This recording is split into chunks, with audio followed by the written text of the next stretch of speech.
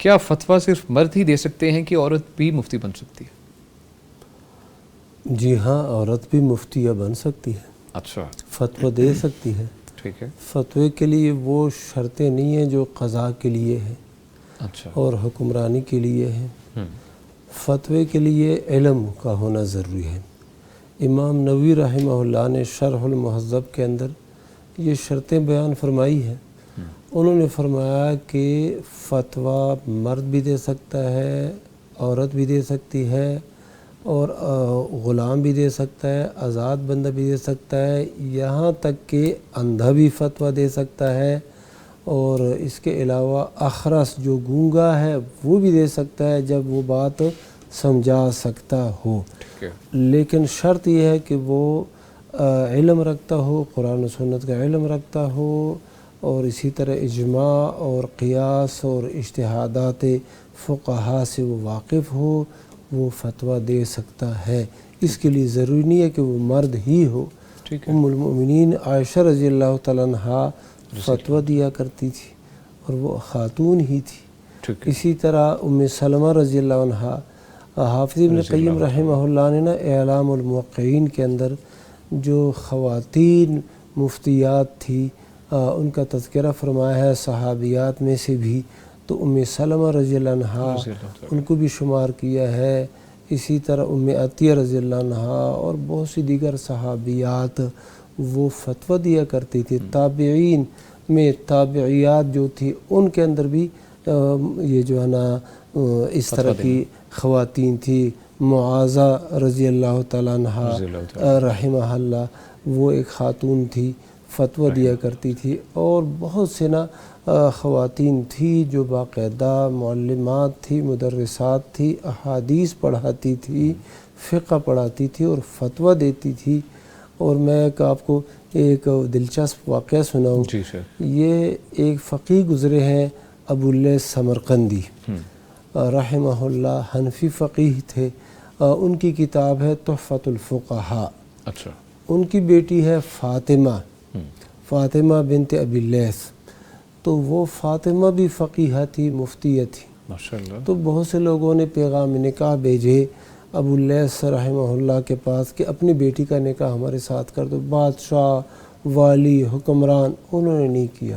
اچھا، تو ایک عالم تھے نا علامہ کاسانی، انہوں نے تحفۃ الفقہاء کی شرح لکھی بدائع الصنائع کے نام سے۔ تو یہ بڑی مضبوط معتبر کتاب ہے فقہ حنفی کے اندر۔ یہ کتاب انہوں نے لکھی تو وہ پھر ابو اللیث سمرقندی رحمہ اللہ بہت خوش ہوئے، وہ تو ان کا بھی تقاضا تھا۔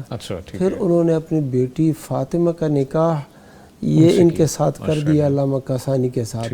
لوگوں نے مشہور کر دیا کہ شرح تحفتہ فزوجہ ابنتہ، انہوں نے اس کے تحفے کی شرح لکھی تو انہوں نے ان کو اپنی بیٹی تحفے میں دیا، اپنی بیٹی کا نکاح ان کے ساتھ کر دیا۔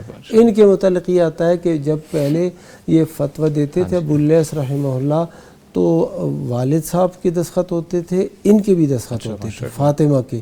اور پھر جب شادی ہو گئی علامہ کاسانی کے ساتھ تو پھر ہوتا یہ تھا کہ فتویٰ جب نکلتا تھا تو تینوں کے دستخط ہوتے تھے، اور بعض اوقات کاسانی صاحب ان کو غلطی لگتی تو یہ فاطمہ رحمہ اللہ وہ پھر ان کو بتاتی تھی یہاں پر تمہیں غلطی لگی ہے، تو وہ تصحیح کرتے اور پھر تصحیح کے بعد فتویٰ نکلتا۔ ماشاءاللہ ماشاءاللہ۔ اچھا مفتی صاحب، آگے بڑھنے سے پہلے بتائیے گا فتویٰ کی ڈیفینیشن کیا ہے اختصار کے ساتھ؟ فتویٰ اللہ سبحانہ و تعالیٰ کا جو حکم ہے، شریعت کا جو حکم ہے کسی مسئلے کے بارے میں، اسے کہتے ہیں فتویٰ۔ ٹھیک ہے، بہت شکریہ شیخ، کچھ فرمائیے گا اس بارے میں۔ جی، جیسے کہ شیخ صاحب نے بڑی شاندار مثالیں دیں، تو آج بھی ماشاءاللہ ایسی باقاعدہ مفتیہ جو خواتین ہیں موجود ہیں ماشاءاللہ۔ سبحان اللہ۔ جی، ایک تو ہماری عزیزہ بھی ہیں، آپا رضیہ مدنی کے نام سے دنیا جانتی ہے انہیں، اور بڑے لوگ یعنی خواتین ان سے رجوع کرتی ہیں، اور وہ بھی ایک عالم دین جو ہیں، ہمارے بہت بڑے بزرگ عالم دین ہیں، مولانا حافظ عبدالرحمن، ڈاکٹر عبدالرحمن مدنی صاحب ان کی اہلیہ محترمہ ہیں۔ تو وہ یہ بھی وہی تعلق جیسے شیخ صاحب نے فرمایا نا، تو علم کے گھر ہی میں انہوں نے پرورش پائی۔ ان کے خود والد بھی جو بہت بڑے عالم تھے، جنہوں نے تحصیل القرآن لکھی ہے. اچھا اچھا ٹھیک ہے ماشاء جی مولانا عبد الرحمن کیلانی. پھر ان کا نکاح بھی ایسی جگہ ہو گیا, وہ بھی ماشاءاللہ سونے پہ سہاگا اس کو کہہ سکتے ہیں ماشاءاللہ. تو اسی طرح ایک بڑی مشہور ہماری ہیں, ادھر بھی تشریف لائی تھی ایک دفعہ, جو پروگرام ہوتا ہے ہمارا صبح وطن بلیس فرائیڈے, تو ان کا نام ہے ڈاکٹر مصباح احمد. ہاں بالکل ٹھیک ہے. تو ان کی بھی علم کی پختگی خاصی ہے ماشاءاللہ, تو وہ بھی فتویٰ دیتی ہیں باقاعدہ, اور بہت سے موجود ہیں الحمدللہ. جی جی اس دور میں خواتین آتی ہیں, یہ جو ڈاکٹر نگہت ہاشمی صاحبہ, فرحت ہاشمی صاحبہ, یہ بھی تو عالمات فاضلات ہیں. ان کے ساتھ بس مفتیہ نہیں لگتا, ہاں ایسے نہیں لگتا. جی میرے خیال میں یہ لوگ تھوڑا سا آڈ فیل ہوتا ہے کہ شاید ان کے ساتھ وہ لگے تو پھر ہی کوئی فتویٰ دے سکتا ہے.